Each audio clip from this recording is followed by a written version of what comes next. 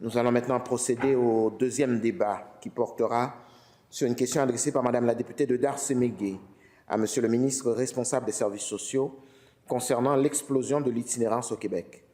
Madame la députée, je vous cède la parole pour une durée de 5 minutes. Merci, Monsieur le Président. Donc, une question très large, mais dont je voudrais mettre l'emphase en particulier sur les personnes itinérants qui ont soit un handicap, qui sont neurodivergents, les personnes aînées. Et pour débuter, on a parlé ce matin du couple Mélissa et Jérémy, deux personnes avec une déficience intellectuelle qui habitaient dans le métro depuis 2 ans, qui n'étaient pas prises en charge, même si les autorités de la santé étaient bien au courant de leur situation. Je vais me pencher sur l'enjeu des milieux de vie adaptés pour ces personnes-là et justement pointer vers la Société québécoise de la déficience intellectuelle qui a une campagne justement présentement qui s'appelle « J'ai ma place » et je voudrais lire leurs commentaires suite à l'histoire de Mélissa et Jérémy. Donc, à la SQDI, nous dénonçons l'abandon des personnes ayant une déficience intellectuelle à la rue. Ces situations ne sont pas des cas isolés. L'itinérance augmente parce qu'il manque cruellement de logements et d'accompagnement. Nous ne resterons pas silencieux. Nous demandons, avec la campagne « J'ai ma place », des logements sains, sécuritaires et stimulants, une vraie coordination des services pour prévenir l'itinérance, un engagement du gouvernement à agir maintenant. Tout le monde mérite un lieu où s'épanouir en toute dignité, nous dit la DG de la SQDI. Chaque personne a droit à un milieu de vie où elle peut s'épanouir dignement. L'histoire de Mélissa et Jérémy, révélée par la presse, est bouleversante et révoltante. Ce couple ayant chacun une déficience intellectuelle est condamné à l'itinérance par un système de santé et de services sociaux qui échoue à répondre à leurs besoins fondamentaux. Pire encore, ils ne sont pas un cas isolé. C'est inacceptable. Le système de santé, l'ICUS, le curateur public, tous les acteurs pointent des limites administratives pendant que des gens comme Mélissa et Jérémy dorment dans des corridors de métro. Un motel qui leur avait été promis, un toit, a même finalement refusé de les héberger à cause de leur situation par crainte d'un cas trop lourd. Monsieur le Président, comme j'ai mentionné plus tôt et comme je viens de mentionner, ce qu'on a entendu avec cette histoire, ce cas tragique, c'est que les personnes qui se retrouvent en situation de handicap avec une neurodivergence ou les personnes aînées qui ont des enjeux de santé se retrouvent dans des énormes situations de vulnérabilité. Premièrement, il faudrait s'assurer, il faudrait travailler en amont pour qu'ils ne se trouvent pas en situation d'itinérance parce qu'il est beaucoup plus difficile de sortir une personne de cette réalité-là, surtout quand ils ont des besoins particuliers ou un handicap. Justement, quand j'ai fait une demande d'accès à l'information à propos des cas de maltraitance dans les différentes installations du gouvernement, les CIUS, en fait, le ministère de la Santé nous est revenu pour dire qu'ils ne font pas de distinction entre la maltraitance des aînés et des personnes handicapées dans les installations du gouvernement, ce que je trouve très préoccupant, parce que pour moi, ça démontre que on met tout le monde dans le même panier, puis de la maltraitance envers les aînés, envers les personnes handicapées, on ne fait même pas cette distinction-là. Donc, pour vraiment... Puis, malheureusement, on a entendu des histoires d'horreur au cours de la dernière année et demie de personnes, de jeunes enfants qui étaient dans des installations du gouvernement, qui ont été maltraités, dont il y a eu des abus. Donc, pour que les agents de la santé puissent prendre en main Mélissa et Jérémy, il faut quand même qu'ils aient quelque part où les amener en toute sécurité et qui est adapté à leur réalité. Ce que clairement n'est pas le cas présentement parce que le CIUS leur a offert quoi? De les héberger dans un hôtel. Un hôtel, ce n'est pas ce qui va répondre à la réalité de 2 personnes en situation de handicap depuis 2 ans avec une déficience intellectuelle.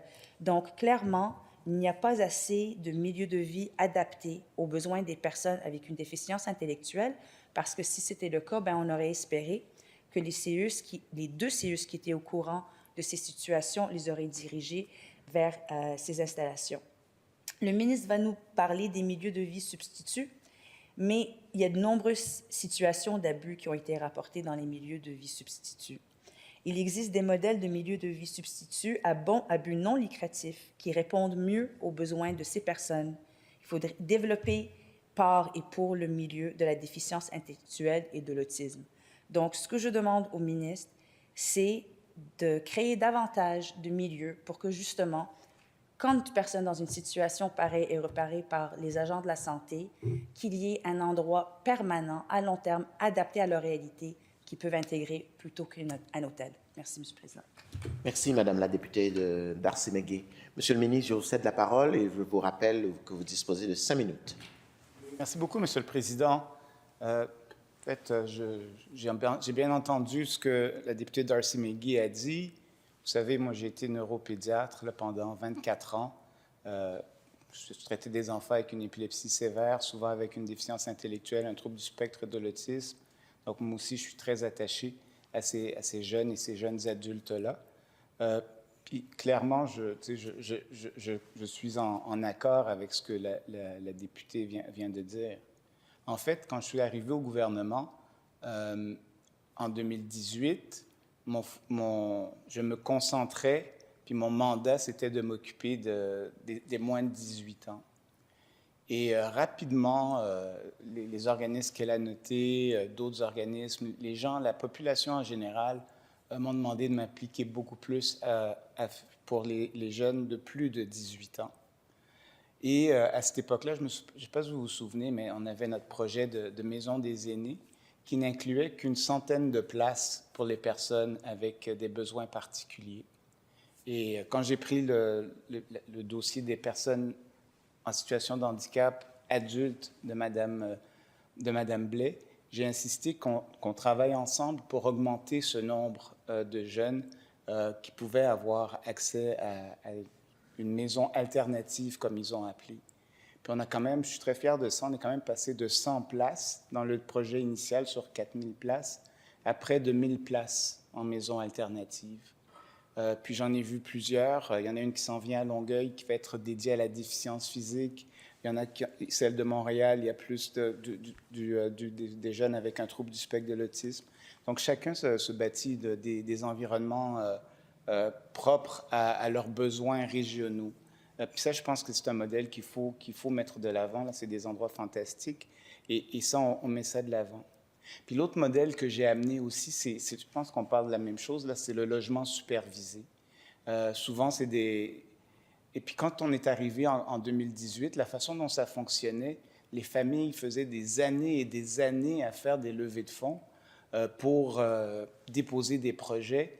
Puis ensuite, on venait attacher les services quand ils avaient réussi à lever suffisamment de fonds pour aller de l'avant avec la construction. Puis moi, j'ai vraiment insisté pour qu'on travaille ensemble dès le début et que les CIUS soient mis au courant et s'attachent avec ces projets-là. Et ça nous a permis d'accélérer de beaucoup le processus. Puis je vous dirais qu'en 2020, on a déposé on a rehaussé les budgets de 30 millions de dollars pour justement financer des projets de ce type-là. Initialement, on avait prévu un autre 1000 places. Là, on est plus autour de 750 places, mais on en a plusieurs qui ont été des grandes réussites.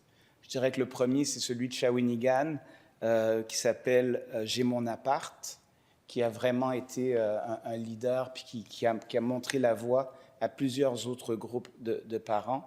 Puis je suis très fier d'être encore en contact avec Michel, la mère du jeune qui est mis de l'avant dans ce projet, et tous ses collègues que je suis allé visiter plusieurs fois.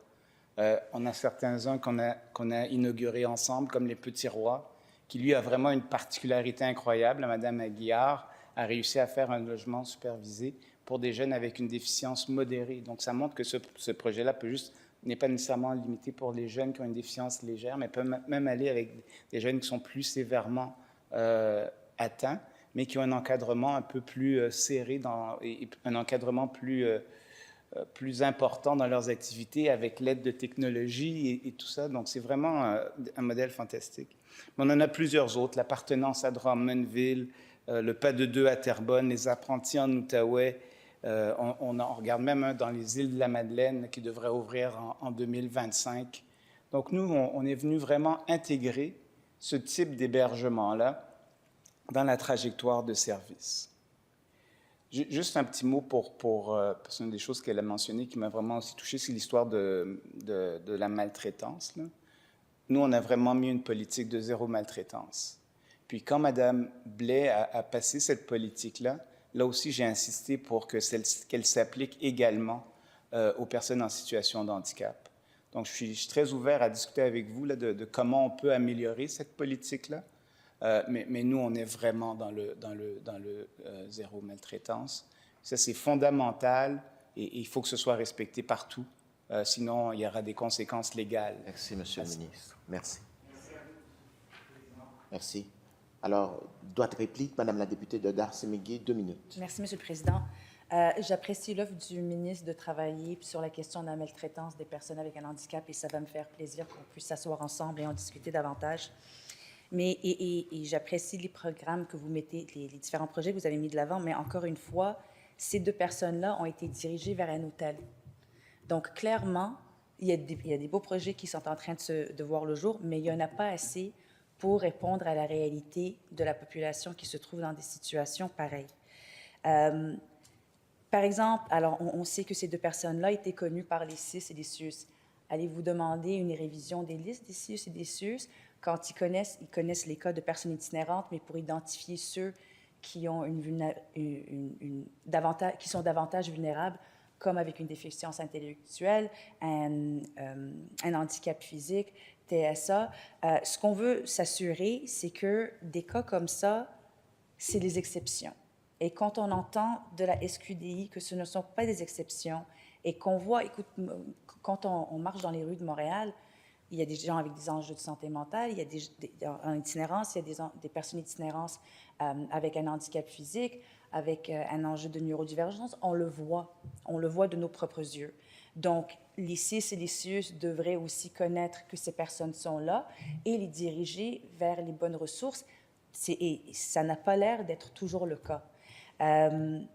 Donc, moi, ce que je veux m'assurer, c'est que le ministre va avoir une conversation, va donner une ligne directive aux CIUS et CIUS pour s'assurer que des personnes qui sont exploitées davantage, qui sont brutalisées parce qu'ils ne sont pas autonomes, ils ne comprennent pas la réalité, ils ne peuvent pas toujours se défendre, sont prises en charge parce que c'est les premières personnes qui vont se retrouver dans les situations les plus dangereuses quand ils se retrouvent dans la rue.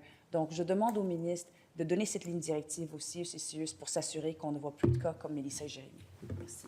Merci, Madame la députée de Darcy-Miguel. Alors, voilà qui met fin au débat de fin de séance. Compte tenu de l'heure, nous allons donc ajourner nos travaux au mercredi 29 janvier à 9h40.